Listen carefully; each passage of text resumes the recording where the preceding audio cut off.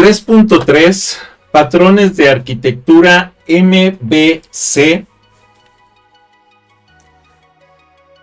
broker y hexagonal. Como primera parte de los patrones de arquitectura del tipo MVC, vamos a analizar precisamente esta presentación en la que vamos a ver esas estructuras en las que debemos cuidar para el desarrollo de programación y de programación profesional. ¿Sí? Es por eso que vamos a dedicar este video a estos patrones en particular. Comencemos. Bienvenidos a Videoteca Valencia, explorando el conocimiento a través de la galaxia. Esfuerzo académico para ti, contenidos de pedagogía, ingeniería, psicología, programación y más. Fichas didácticas, objetivos claros. Aprende de forma eficaz. Explicaciones técnicas detalladas, casos de estudio y prácticas reales. Preguntas reflexivas, actividades para aprendizaje activo. Ejemplos de algoritmos, sistemas de gestión y ciberseguridad. Suscríbete ya, apoya este canal, donaciones bienvenidas. Gracias por unirte a Videoteca Valencia, te esperamos. 3.3 Patrones de arquitectura MVC, broker y hexagonal. Como bienvenida, vamos a tomar en cuenta a los alumnos, estimados alumnos del Centro Universitario UAM Texcoco. Bienvenidos a esta sesión crítica sobre el diseño estructural de sistemas complejos. Y también quiero dar la bienvenida a la audiencia general del canal de YouTube. Antes de que me reclamen, como la vez pasada, de que no me refería a la audiencia general. ¿Sí? Sabemos que por allá hay gente conectada viendo este curso directo, y entonces les pido de favor que lo tomen en cuenta, que sí los estamos recibiendo con todo gusto, ¿sí? Y no fue intencional lo de la vez pasada. Hoy vamos a polimatizar precisamente la idea que tenemos de los patrones de alto nivel para la programación. ¿Y qué es esto de polimatizar? El incluir varias áreas del conocimiento para tratar de comprender cómo debemos sustentar los patrones de programación. ¿Ok? El contexto del tema. Dentro de la ingeniería de software 2, el diseño arquitectónico es la fase donde los requerimientos se transforman en estructuras escalables.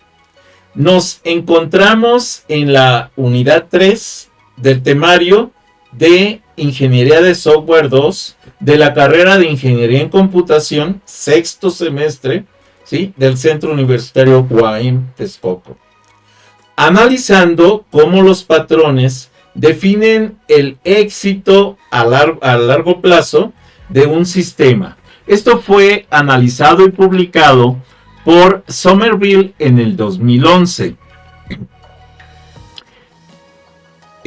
Como objetivos de aprendizaje, podemos buscar identificar la estructura de los patrones de tipo MVC, broker y hexagonal. Además, implementar el desacoplamiento mediante patrones en Python. Y evaluar los criterios arquitectónicos para seleccionar la mejor solución técnica. La relevancia del tema. Sin patrones, el software se vuelve una gran bola de lodo, ¿sí? Una avalancha, vamos a decir. Y la arquitectura permite que múltiples equipos trabajen en paralelo sin colisionar unos con otros, o sea, definiendo objetivos específicos para cada uno de los equipos de trabajo que estarían trabajando casi de manera independiente, pero dirigidos hacia el mismo objetivo común. Dominar esto separa al programador del arquitecto de software profesional. Esto fue analizado y publicado por Martin en el 2018. Ahora, el futuro probable de la arquitectura de software es que la inteligencia artificial escribirá el código repetitivo, pero la visión estructural, la ética y el diseño seguirá siendo el dominio del arquitecto humano. Podemos decirle a la inteligencia artificial que escriba un código, pero si nosotros no tenemos la directriz de orientar esa escritura del código hacia una área específica, hacia una estructura específica, estaríamos dejando que la inteligencia haga lo que considere correcto. Y la verdad es que en la actualidad todavía no tiene el alcance suficiente como para desarrollar algo completo, complejo y con una estructura para lo que queremos definir. Les voy a poner un ejemplo. Y esto ya se los he comentado, se los repito. Cada vez que yo trato de que la inteligencia me ayude a escribir un código, resulta que la inteligencia, para empezar, no quiere desarrollar la sección 1 del código, que es la parte donde describo el proyecto y que describo la estructura teórica que sustenta el proyecto.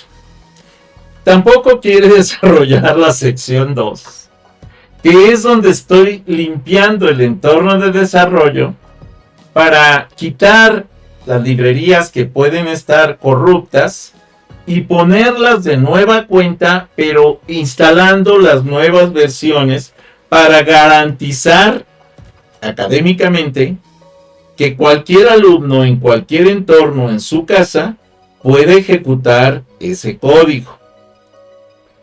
También le es un tanto incómodo el hecho de que tenga que estar desarrollando el dataset para generar un conjunto de datos que me permita verificar el funcionamiento del código para saber que está haciendo realmente lo que yo estoy deseando hacer con él.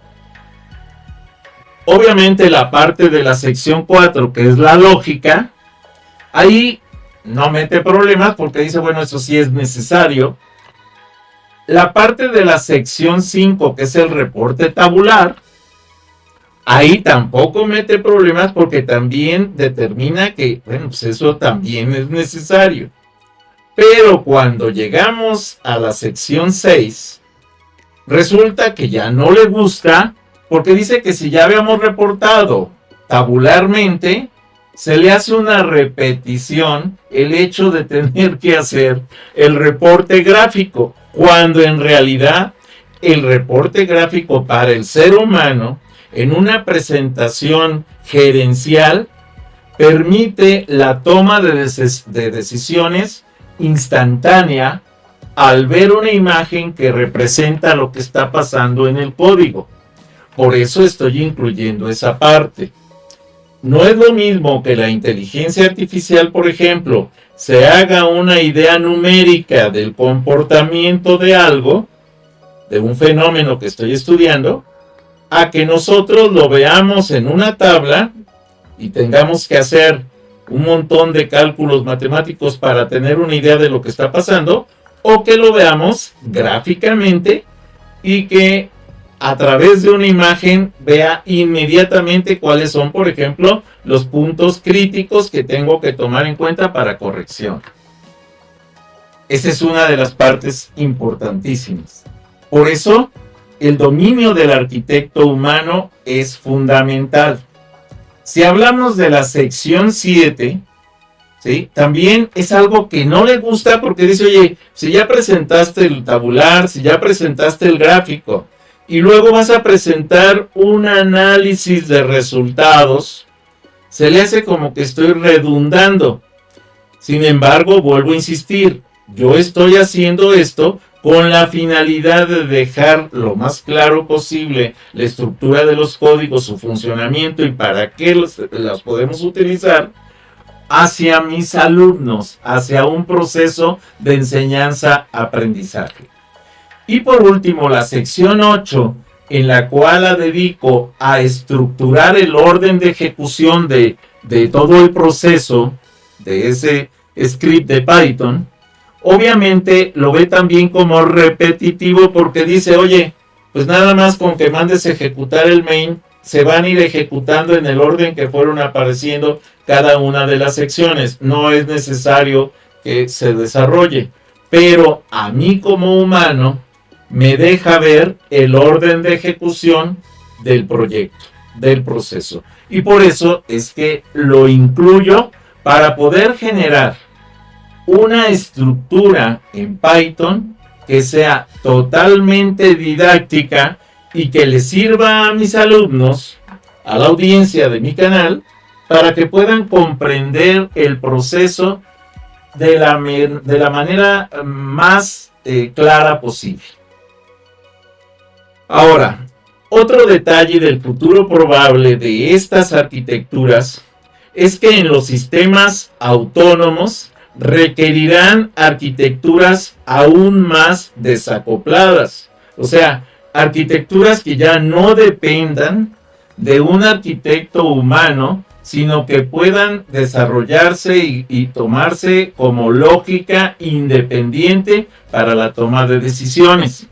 Vuelvo a insistir, todavía no estamos a ese nivel en los procesos de inteligencia artificial y por eso necesitamos intervenir y darle una guía de qué es lo que queremos.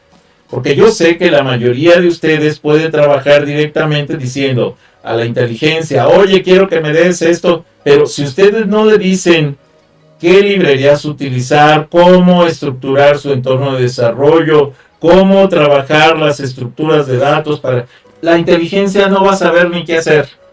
Y les va a dar un programa que a lo mejor ni siquiera se parece ni hace nada parecido a lo que querían hacer. Hay que tener cuidado con eso, ¿vale? Luego, el desarrollo histórico.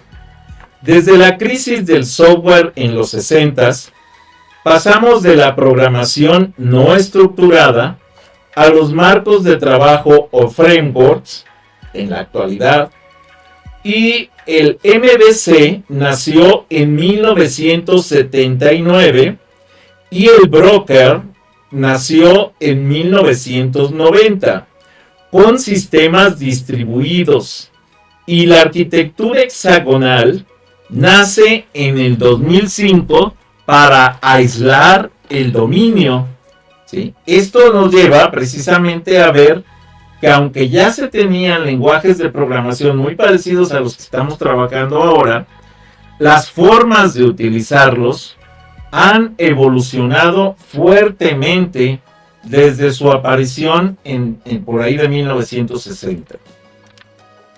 Los fundamentos de diseño, la arquitectura de software se basa en la separación de preocupaciones, esto es el SOC, que es dividir el sistema en partes que no se solapen, o sea, partes que puedan trabajarse de manera independiente, para que incluso se pueda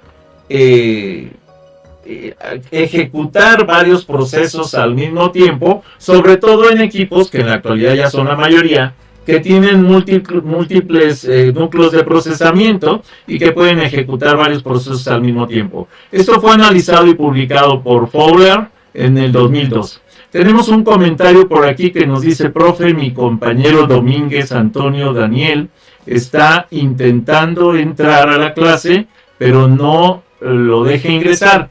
Muy bien, vamos a llamarlo directamente. ¿Cómo se llama? A ver, permítanme porque se me fue el nombre. Para ver si lo podemos integrar. Domínguez Antonio Daniel. ¿Ok? Aquí lo buscamos. Domínguez Antonio Daniel. Aquí está. Le voy a enviar una invitación directa para que la responda y pueda incorporarse. Si pueden avisarle, avísenle. Ahí está una solicitud para unirse y esa solicitud lo va a traer directamente aquí a la sala, ¿vale? Muy bien. Entonces, cuando estamos hablando de los fundamentos de diseño, estas arquitecturas de separación facilitan las pruebas unitarias y el mantenimiento evolutivo sin romper funcionalidades existentes. Bueno, voy a aprovechar para aclarar a la audiencia en general que esta clase está siendo grabada directamente frente al grupo y es por eso que algunos de los compañeros mandan el mensaje solicitando se les apoye de alguna manera, como ahorita el compañero Daniel, que nos está pidiendo la posibilidad de ingresar, pero que no sé por qué no ha podido ingresar. Sí, me dice que no deja. Profe, me baneo. Ok, entonces por ahí quiero que le digan, por favor, que revise si está conectado. A ver, déjenme mandarle un mensajito. Revisa si estás conectado con tu correo institucional. Porque muchas veces el problema es que no entran con el correo institucional y por eso no les permite. Sí me llega su invitación, profe. Sí, ok. Pero si no estás conectado con el correo institucional, aunque llegue la invitación, no le va a permitir. Voy a volver a mandarle la invitación y esperemos que en esta ocasión sí pueda conectarse, ¿vale? Domínguez, ¿quién? Domínguez. Si alguien me puede decir. Daniel. Aquí están, Domínguez, Antonio, Daniel. Ya lo localicé. Lo mandamos otra vez como solicitud de unirse y ya nos confirmará si ya se puede unir, ¿vale? Ojalá que sí. Bueno, estamos en eso, estamos esperando la confirmación. Bueno, continuamos con la presentación. Recuerden, para toda la audiencia en general, que estoy haciendo la grabación directamente frente al grupo, por lo que estamos tratando de atender a las inquietudes de los compañeros que están tratando de incorporarse a la misma. La cohesión y el acoplamiento. Vamos a tratar de entender este concepto. El concepto de cohesión tiene el objetivo arquitectónico, ¿sí? Se dice de nivel alto, que cada módulo debe hacer una sola cosa muy bien. O sea, no se trata de que todos los módulos hagan muchas cosas, no. Cada módulo dirigirse a un objetivo específico y hacerlo muy, muy bien, ¿vale? El acoplamiento, ¿sí?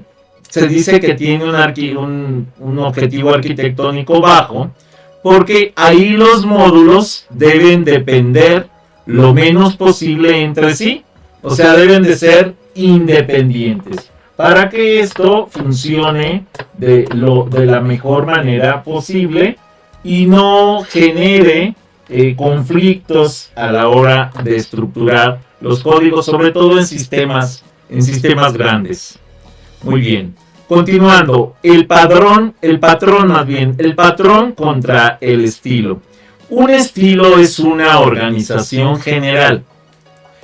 Esto puede ser, por ejemplo, la organización en capas. Un patrón, entonces, es una solución probada a un problema recurrente. Esto fue analizado y publicado por Bushman y sus colaboradores en 1996. Elegir el patrón correcto minimiza el riesgo y el costo de la implementación. O sea, nos ayuda a que los proyectos sean correctos.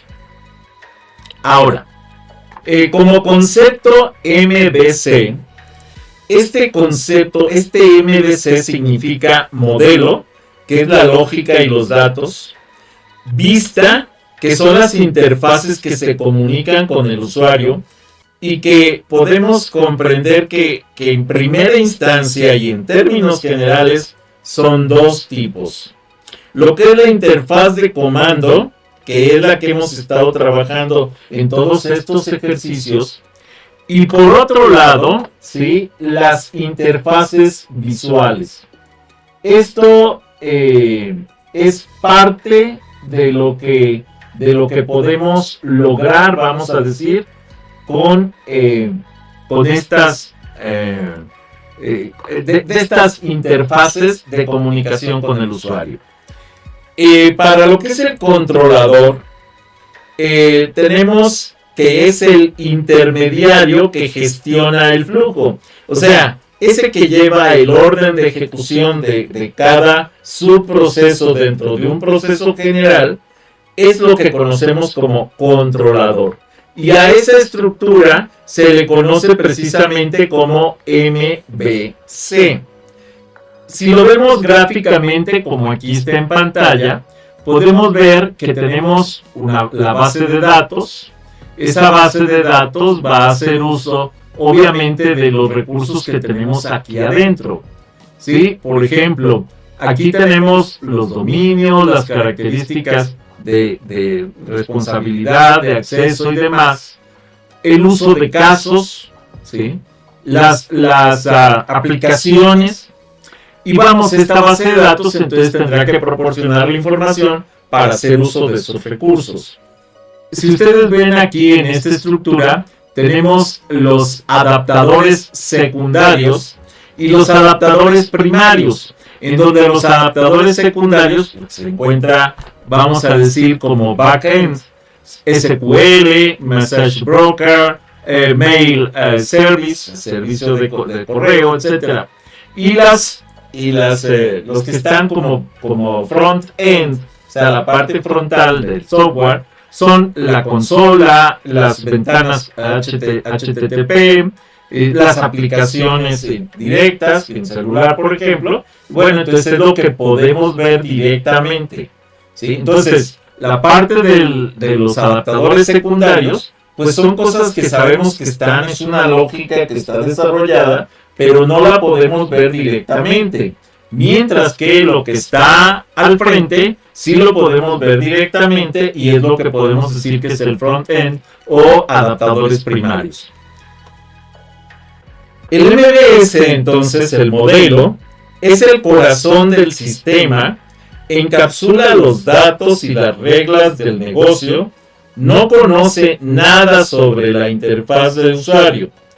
El Python suele ser una clase que maneja persistencia o lógica de cálculo pesada.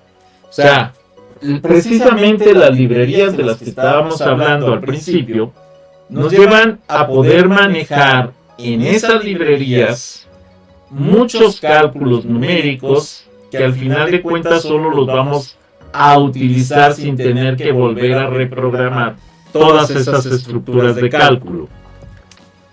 MVC nos ofrece también la parte de la vista, que presenta los datos del modelo al usuario de forma comprensible, recibe actualizaciones cuando el modelo cambia. Puede ser una consola, una página web o un dashboard gráfico complejo. O sea, una ventana gráfica, visual, que nos ofrece la interacción con el software. Ahora, el MVC como controlador, el controlador, recibe las entradas de usuario, los clics, las teclas, ¿sí?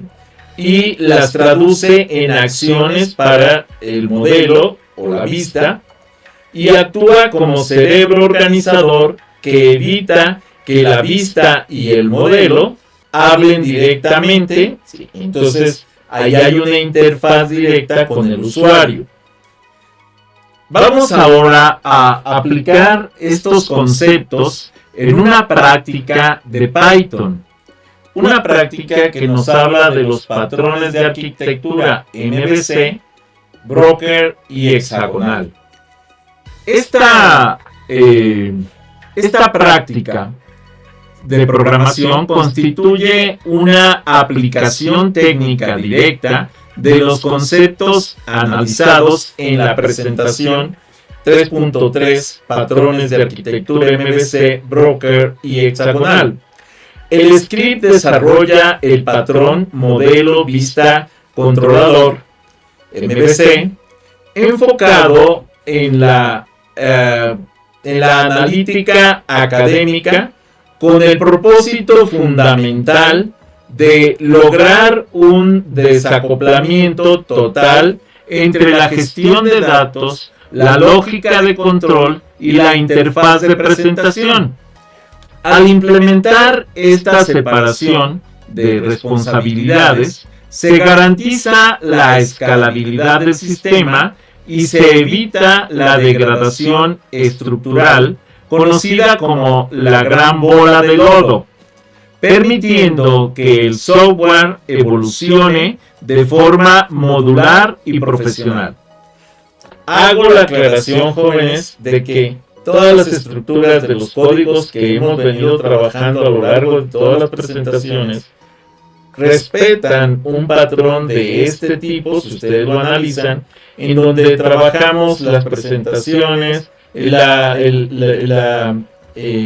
limpieza del entorno de desarrollo, limpieza y reconfiguración del entorno de desarrollo, la preparación de los datos para prueba, la ejecución de la lógica con los datos que se prepararon, la presentación tabular de resultados, la presentación gráfica de resultados, la presentación del análisis de la ejecución y el orden de ejecución. Todo esto precisamente evita que se mezclen cada una de estas áreas y por eso están trabajadas en secciones. Todos los scripts de programación que hemos venido analizando. Los objetivos centrales de esta práctica son, primero, que el alumno identifique y codifique la estructura interna de las 3 capas del patrón MVC en un entorno Python. Segundo, desarrollar habilidades para optimizar procesos de negocio dentro de la capa del controlador. Y tercero, evaluar la capacidad de respuesta del sistema ante cambios de vista sin alterar la integridad del modelo. Esta actividad entonces busca transformar el conocimiento teórico en un aprendizaje significativo donde el estudiante no solo describe código, sino que diseña arquitecturas robustas capaces de soportar las demandas de sistemas complejos en el ámbito de la ingeniería computacional. La importancia de este desarrollo radica en la profesionalización del rol del ingeniero como arquitecto de software en el contexto de la unidad 3 y dominar el patrón o el patrón MVC, que es el primer paso crítico para transitar hacia arquitecturas de mayor abstracción como la broker o la hexagonal. Al integrar los principios de la lógica y la ética en la construcción de soluciones tecnológicas, se asegura que la tecnología funcione como un motor de progreso bajo un timón estratégico, garantizando que el mantenimiento preventivo y correctivo sea eficiente y que el software resultante posea una calidad técnica alineada con los estándares internacionales de la industria.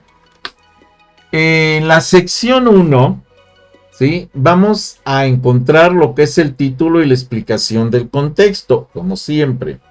En esta fase inicial se establece el marco teórico y el propósito académico del programa, identificando el script como una herramienta de aprendizaje para la asignatura de Ingeniería de Software 2. El objetivo primordial es que el estudiante comprenda que el código no es un ente aislado, sino una implementación técnica de la teoría de arquitectura MVC, modelo vista controlador, orientada a evitar la degradación estructural del software. La sección 2 es la preparación de librerías y entorno siguiendo un protocolo de rigor absoluto. Esta sección gestiona la infraestructura técnica necesaria mediante la desinstalación, reinicio e instalación de las librerías requeridas.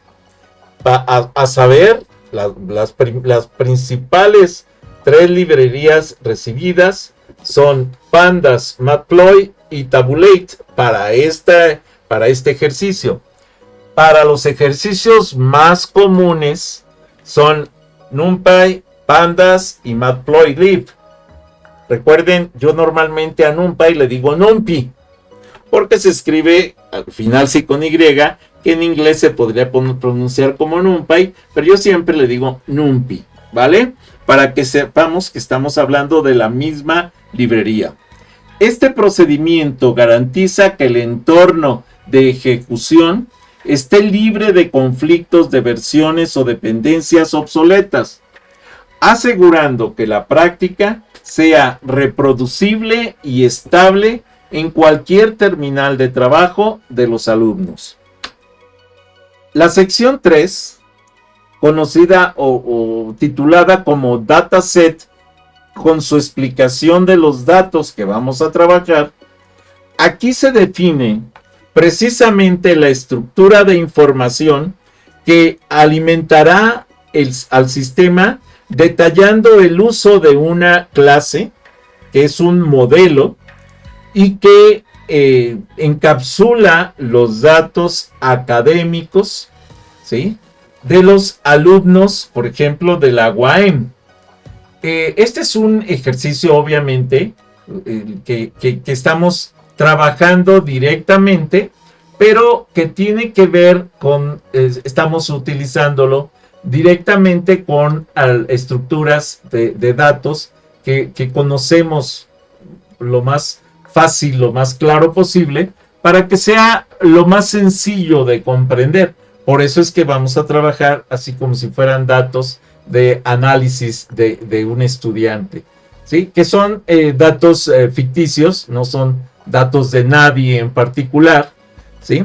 Pero entonces, ojo, si tenemos el concepto MVC que se basa en el modelo, en la vista y el controlador, aquí claramente me está diciendo que el dataset y la explicación de esos datos conforman el modelo que encapsula los datos académicos de los alumnos, en este caso de la UAM. Se especifica claramente que el conjunto de datos se basa en ejercicios planteados por aleatorización, lo que permite simular escenarios de rendimiento universitario, ejemplo, promedios y asistencias, sin comprometer información sensible o real en esta etapa formativa. Este ejercicio solamente lo estamos utilizando con datos ficticios aleatorios. Podríamos utilizar los datos reales de un grupo de alumnos, pero entonces ya estaríamos comprometiendo la secrecidad de esos datos para el manejo de los alumnos. Por eso se está haciendo de esta manera, ¿sí?, aleatorizada. Ahora, en la sección 4, la lógica de optimización está situada en el corazón del controlador. Recuerden ustedes que si la estructura del concepto MVC es el modelo, la vista y el controlador, entonces en la sección 4, que es la lógica, vamos a tener el controlador. Por aquello del reporte en donde les diga, oye, dime cómo se estructura dentro del código el modelo, la vista y el controlador. Ya encontramos el modelo. Ahorita estamos viendo el controlador. Esta sección desarrolla los procesos algorítmicos necesarios para transformar los datos brutos en información valiosa mediante técnicas de vectorización. La lógica se enfoca en clasificar automáticamente el estatus académico de los registros, optimizando el rendimiento del script al evitar iteraciones ineficientes, lo que demuestra la superioridad de un diseño arquitectónico bien planeado sobre la programación lineal. Ahora, la sección 5, que creo que ya lo vieron venir por aquí, resultados tabulares explicados. La quinta sección se encarga de la representación escrita y formal de los resultados a través de la estructura de alta legibilidad, utilizando la librería Tabulate, en este caso, en lugar de pandas, por ejemplo, y se presenta una muestra significativa de los datos procesados por el controlador, permitiendo al usuario realizar una auditoría rápida y precisa de la información antes de procesar la interpretación visual compleja. Recuerden, durante esta estructura del MVC, este concepto, tenemos que identificar modelo, vista y controlador. Ya identificamos el modelo, ya identificamos el controlador, y entonces como primera fase de la vista están precisamente los resultados tabulares. Sin embargo, si nos vamos a la sección 6, que es la representación gráfica y visual de la ejecución del código, en esta etapa se traduce la información tabular en un lenguaje visual didáctico mediante el uso de histogramas o gráficas de barra generadas con la librería Matplotlib. Y esta representación es crucial para el análisis de tendencias, ya que permite al ingeniero observar la distribución del diseño académico o desempeño académico de forma inmediata, facilitando la identificación de patrones que son evidentes en las tablas numéricas. Si podemos analizar esa estructura, podemos entender entonces que con esas áreas definidas tenemos el modelo, la vista y el controlador del sistema transformado en este script de programación. La sección 7 es el reporte y conclusión, ¿sí? Y este apartado constituye el análisis reflexivo de la práctica, donde se evalúa el cumplimiento de los objetivos y se define la mejor alternativa técnica, ¿sí?, encontrada tras la ejecución. La conclusión refuerza la importancia del desacoplamiento arquitectónico, explicando cómo la separación de responsabilidades facilita el mantenimiento evolutivo y posiciona al estudiante como un futuro arquitecto de software capaz de tomar decisiones estratégicas. La sección 8 es la ejecución del programa principal explicada.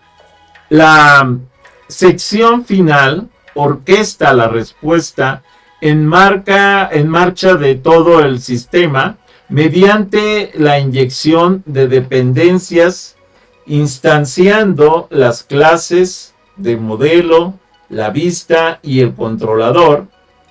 En este punto se demuestra el flujo de trabajo completo a través del programa principal main en su ejecución, donde el controlador toma el mando para coordinar la comunicación entre las capas, cerrando el ciclo de ejecución de manera ordenada y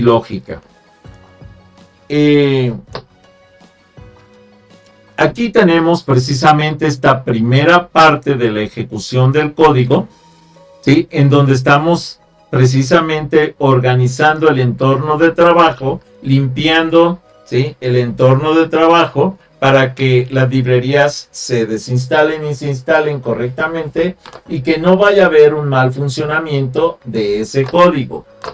Luego, por otro lado, ¿sí? Bueno, antes de pasar a esto, vamos a ver la ejecución de este proyecto. El proyecto, ya sabemos, se llama 3.3 Patrones de Arquitectura MVC, Broker y Hexagonal. Nos vamos entonces al entorno de desarrollo, que es el Visual Studio Code, y vamos a abrir el archivo. Vamos a buscar precisamente en cursos, Ingeniería de Software 2. Ok, aquí está. Y nos damos 2026A, ejercicios en Python. Y vamos con el 3.3. Ok, patrones de arquitectura MVC, que es este. Y entonces tenemos aquí el código 3.3, arquitectura e implementación del patrón MVC. Muy bien. Aquí tenemos las 8 secciones que ya analizamos. Y vamos entonces a ejecutar este proyecto para ver qué es lo que nos da. Cuando nosotros lo ejecutamos, lo primero es que va a utilizar la instalación, la desinstalación y reinstalación de las librerías para preparar el entorno de desarrollo para una ejecución limpia, lógica, sin problemas, ¿sí? Esto, vamos, cuando ya tenemos instalado un proyecto en alguna máquina específica, no es necesario que se realice. Lo hago con la finalidad de que veamos cómo debemos mantener y dejar limpio, y después podemos quitar esta sección sin problema y debería de estar funcionando correctamente.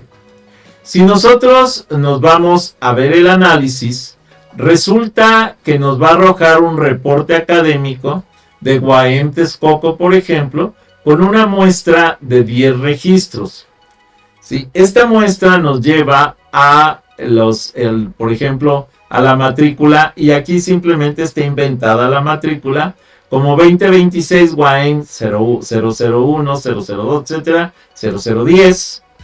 ¿Sí? Y nos va a poner los promedios, las asistencias, y por medio del análisis de promedios y asistencias nos va a decir si está como aprobado, si está como sobresaliente, si está como reprobado. Ojo, ¿sí? Este esquema nosotros lo estamos definiendo, ¿sí? Por eso aparece aquí como reprobado. Obviamente, vuelvo a decir, es ficticio, porque sabemos que estos datos del 66 con el 86 de asistencia, para nuestro criterio normal es aprobado. Pero esto obviamente lo vamos a poder ver, lo vamos a poder analizar en las estructuras y los datos que nosotros estamos proporcionando, ¿sí? En el modelo precisamente del dataset, en donde estamos poniendo datos, ¿sí? En donde decimos, mira, vamos a generar datos del 6 al 10, desde ahí ya se supone que no deberíamos tener reprobados, pero aquí 6.6 me lo marca como reprobado, porque la lógica de la decisión de esos datos le indica a la máquina, por ejemplo, que si está por arriba de 9.0, ¿sí? Está sobresaliente. Si está mayor a 7, está como aprobado. Y entonces lo demás está como reprobado. Por eso ahí me marca el 6.6 como reprobado. Cosa que podemos cambiar aquí fácilmente, ¿sí? Por ejemplo, si yo aquí le pido... Bueno, vamos a analizar el gráfico antes de hacer cambios, para que lo observemos. Aquí podemos ver que me dice, mira, aprobados son todos estos, sobresalientes son estos, y reprobados son estos, ¿ok? La cantidad, ¿cuánto se está analizando? pues me dice que aquí en aprobados son como 26, en sobresalientes son nada más como unos 15, y en reprobados aquí me dice que son 6 aproximadamente. Recuerden que esto es una muestra, la tabla que me dio es una muestra de 10 valores, ¿sí? Pero en realidad está haciendo un análisis, ¿sí?, de 50 registros, ¿sí? Está generando los datos de 50 registros, por eso me da esos datos, ¿sí?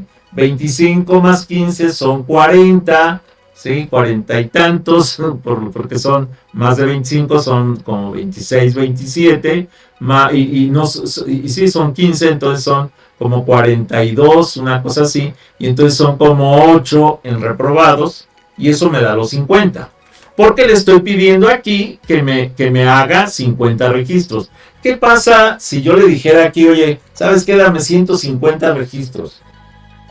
Y pueden decirme, ay, son un montón. Sí, no importa, déjenla que trabaje tantito. Y ahora le voy a pedir, ojo, que genere datos, ¿sí? Vean el cambio que voy a hacer aquí. Que esto va a ser, creo que les va a interesar esta parte aquí en Dataset, en donde le voy a pedir que si tiene más de 6, a ver, ¿dónde estás, corazón? Es que ahorita se me perdió. A ver, ¿dónde está el dato? Aquí. Si tiene más de 6, ¿sí?, le ponga aprobado. De otro modo le ponga reprobado. O sea, menos de 6 va a tener aprobado. O sea, más de 6, más o igual que 6 va a ser aprobado. Lo demás va a ser reprobado. Pero ahora, fíjate, nada más estoy tomando en cuenta, ¿sí?, los datos de el promedio para saber si está aprobado, reprobado o es sobresaliente. Pero para esto necesito cambiar el orden de aleatorización, porque aquí me decía que generara números de 6 a 10. Ahora le voy a pedir que genere números de 0 a 10. Y vamos a ver qué ocurre con esta aleatorización, con esta forma de trabajo. Vamos para acá. Y entonces ejecutamos.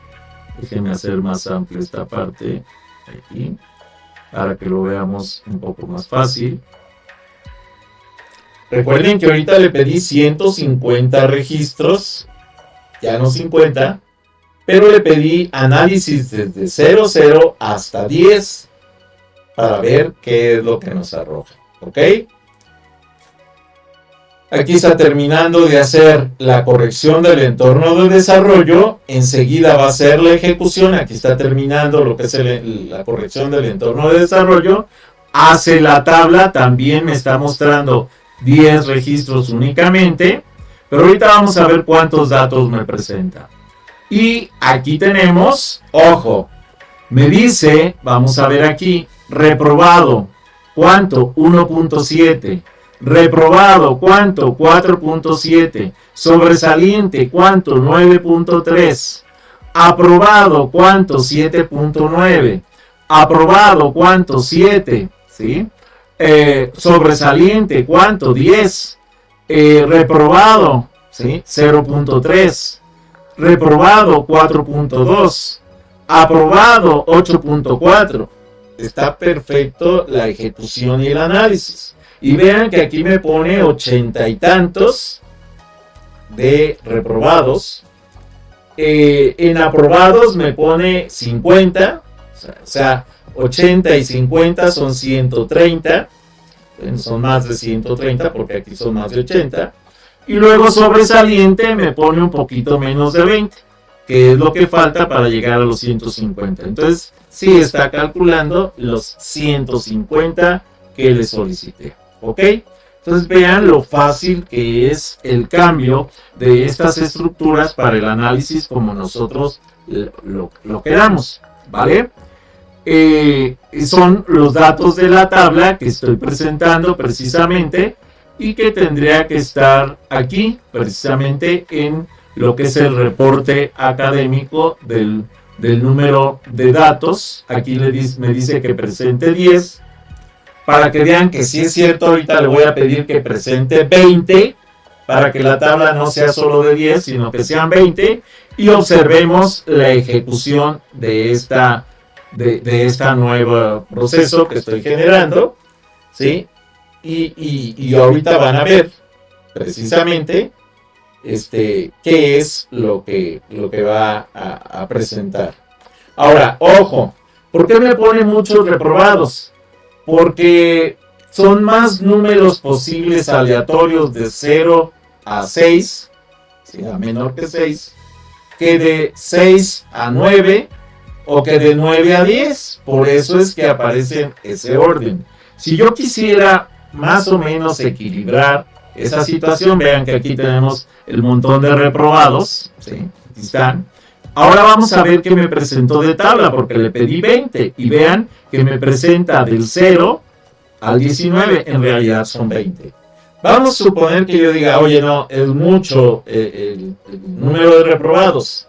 Ok, corrígelo, y entonces seguramente ustedes ya pensaron rápidamente que para corregir esa parte, esa estructura, basta con que yo en el dataset le diga que no me ponga desde el 00 para no tener los reprobados, sino que me ponga, por ejemplo, desde el 5.0 hacia el 10. Y entonces solamente va a tener números aleatorios que estén entre el 5 y el 6, menos del 6, para ponerlos como reprobados.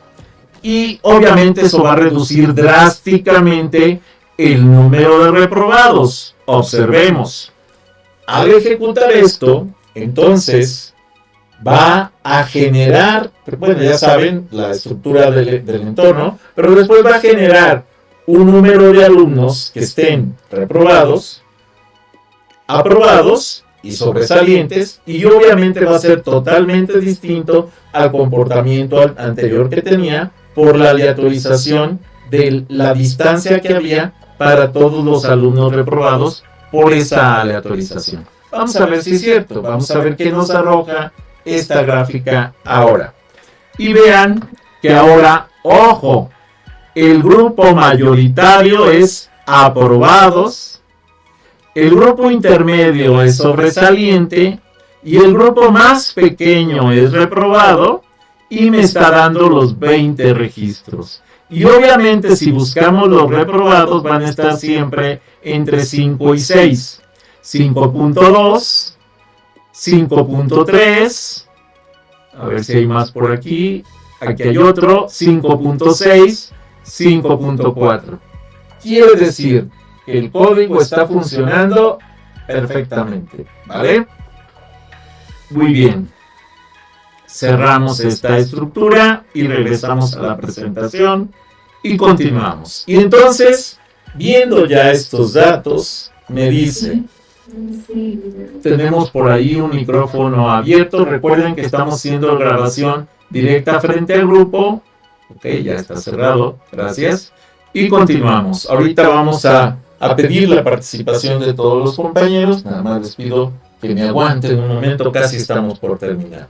La primera parte de la ejecución del script correspondiente al patrón de arquitectura MVC muestra un proceso automatizado de depuración de infraestructura tecnológica, el cual consiste en preparar y sanear el entorno de trabajo de Python antes de iniciar la lógica principal del programa, para garantizar la máxima estabilidad y evitar cualquier conflicto de dependencias o problemas con archivos corruptos.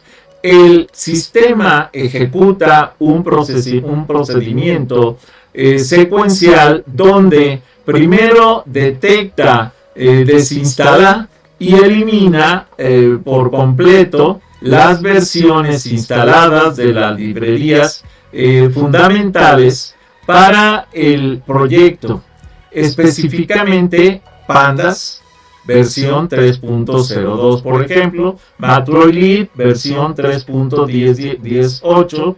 Inmediatamente después de esta limpieza más bien, el código emplea el gestor de paquetes para recolectar, desempaquetar e instalar desde cero estas mismas herramientas utilizando los archivos de caché .whl, asegurando así que las librerías se carguen de forma pristina, o sea, de forma clara, de forma, limpia, sin corrupciones, y el entorno quede en perfectas condiciones para continuar con la ejecución.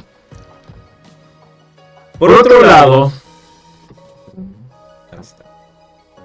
la segunda parte de la ejecución del código me dice precisamente que se documenta la fase final de la depuración de la infraestructura tecnológica centrada en la gestión de la librería Tabulate versión 0.10.0, siguiendo la metodología del saneamiento preventivo. El sistema localiza la instalación existente, la desinstala por completo y procede a una reinstalación limpia utilizando los metadatos y archivos del caché WHL, lo que elimina cualquier posible residuo de ejecuciones previas que pudieran comprometer la integridad de los resultados tabulares. A pesar de las notificaciones del gestor de paquetes, sugiriendo la actualización de PIP a la versión 26.0.1, el proceso concluye de manera satisfactoria con el mensaje entorno configurado correctamente, lo que indica que el ecosistema de dependencias está finalmente listo y validado para iniciar el procesamiento lógico de los patrones de la arquitectura solicitada. Nos presenta esta tabla, bueno, ya vimos que cambié la tabla también para que veamos lo fácil que era. Y ya cuando tenemos esta tabla podemos decir que el reporte tabular presenta una muestra académica, en este caso, el ejemplo que presenté aquí primero, fue de 10 registros pertenecientes a los ciclos 2026 de la Guaem-Texcoco, donde se sistematiza el desempeño de los estudiantes mediante 4 indicadores clave: la matrícula, el promedio, la asistencia y el estatus. La tabla refleja la lógica de evaluación implementada en el código, donde se observa que el estatus se asigna jerárquicamente y los alumnos con promedios superiores a 9.0, como la matrícula 003, 004, 005, 008, el ejemplo de lo que había obtenido en ese momento, alcanzan el nivel, por ejemplo, de sobresaliente, mientras que aquellos con promedios aprobatorios menores, entre por ejemplo 7.3 y 8.8, se categorizan como aprobados únicamente. Un aspecto crítico en el análisis es el caso de la matrícula 26 UAM 010, quien, a pesar de contar con un alto porcentaje de asistencia, ostenta un estatus de reprobado debido a un promedio de 6.4, evidenciando que el sistema prioriza el rendimiento académico sobre la permanencia presencial para determinar la acreditación final. Esto lo podemos observar aquí en el 10, que nos pone aquí como reprobado por ese promedio. Es este ejercicio que acuérdense que es aleatorio y que puede cambiar en el momento por la ejecución de la aleatorización, teniendo entonces una estructura de la mayor cantidad aprobados, una estructura media en sobresalientes y los más bajos en reprobados. La gráfica de barras titulada Distribución del Estatus Académico Ingeniería de Software 2 constituye la fase de presentación visual del sistema y ofrece una síntesis cuantitativa del rendimiento grupal. En ella se observa una tendencia positiva donde la categoría de aprobado representa el color verde, que es la predominante, con 24 alumnos, seguida por el nivel sobresaliente en amarillo con 17 registros, lo que indica que la mayoría de los estudiantes ha cumplido satisfactoriamente con los criterios de evaluación. Por el contrario, la categoría de reprobados, en rojo, muestra la frecuencia más baja, que son 9 alumnos, de los 50 originales, porque ahorita ya estaba analizando 150, que es la diferencia, ¿sí? Alumnos, permitiendo entonces identificar de manera inmediata a través de la codificación por colores y la altura de las columnas la proporción de éxito frente al rezago académico. Esta visualización facilita la toma de decisiones estratégicas al transformar los datos crudos del dataset en información estructurada y fácilmente interpretable sobre el estado actual del curso. Este código representa una herramienta fundamental para la gestión académica moderna, ya que integra los principios de la ingeniería de software con la analítica de datos para automatizar el seguimiento del rendimiento estudiantil. Su importancia radica en la implementación del patrón de arquitectura MVC, modelo vista controlador, que permite una separación clara entre la lógica del procesamiento de datos, la gestión de la información académica y la presentación de resultados, al garantizar un entorno libre de errores mediante la depuración automática de librerías como Pandas, Matplotlib, etc. El programa asegura entonces la integridad y precisión de la información, transformando procesos administrativos manuales en el flujo de trabajo digital eficiente, escalable y profesional que facilita la supervisión docente. El análisis de resultados de la ejecución revela una estructura académica equilibrada donde la mayoría de la población estudiantil se concentra en los niveles satisfactorios. Al procesar los registros del Aguaem Texcoco, el sistema identifica cuantitativamente que el 48% de los alumnos se encuentra en el estatus de aprobado y un sólido 34% alcanza la categoría de sobresaliente, sumando el 82% de eficiencia terminal frente al 18% de reprobación. Este desglose permite entonces detectar patrones críticos, ¿sí? Como el hecho de que la asistencia, aunque necesaria, no es determinante si el promedio académico es insuficiente, como se observó en la matrícula 2026 Guaem 10, subrayando que el rigor académico del código prioriza las competencias cognitivas reflejadas en las calificaciones finales, cosa que no ocurre en nuestro esquema real. Recuerden que este es un ejercicio planteado nada más, no es nada más para que veamos cómo puede ser utilizada realmente esta herramienta. Continuando entonces con esta parte de análisis, tenemos entonces que el patrón Broker, ¿sí?, se utiliza para estructuras de sistemas distribuidos con componentes desacoplados que interactúan mediante invocaciones de servicios remotos. ¿Cómo funciona el patrón Broker?